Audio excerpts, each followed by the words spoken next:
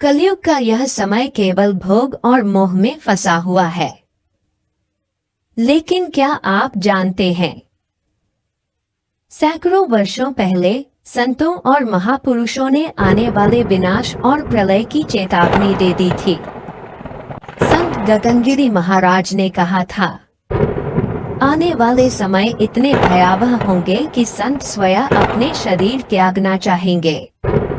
धरती पर ऐसा महाप्रलय आएगा जब महासागर शहरों को निगल जाएंगे, नदियां अपने किनारे तोड़ देंगी और हिमालय की बर्फ पिघलकर मैदानों को डुबो देगी।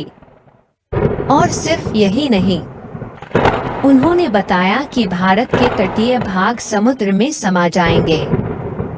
जहां आज नगर बसते हैं, कल वहां सागर की लहरें उठेंगी। परंतु संतों ने यह भी कहा, इस अंधकार के बीच जो मनुष्य भक्ति और साधना में लीन होगा वही सुरक्षित रहेगा।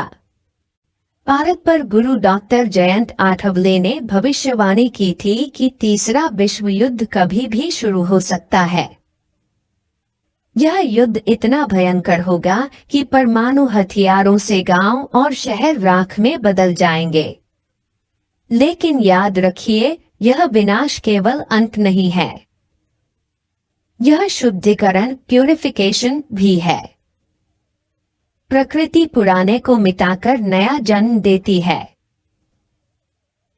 देवी सिद्धनाथ की भविष्यवाणी कहती है कि सुनामी और तूफान आएंगे, नदियां सूख जाएंगी, रोग और महामारी फैलेंगी और अंत में मनुष्य को खेती पर ही निर्भर होना पड़ेगा।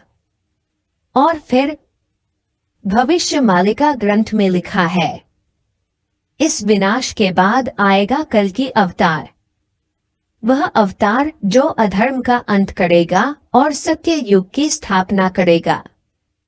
इसीलिए संतों ने हमें चेताया है, प्रलय निश्चित है, परंतु जो मनुष्य नामस्मरण, भक्ति और साधना करेगा वही इस अंधकार से निकलकर नई सुबह देखेगा।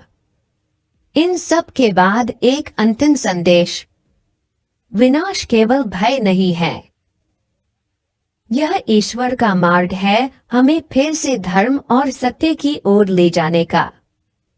आइए हम सब मिलकर भक्ति की राह पर चलें और उस प्रभु का स्मरण करें जो हर युग में अपने भक्तों की रक्षा करता है।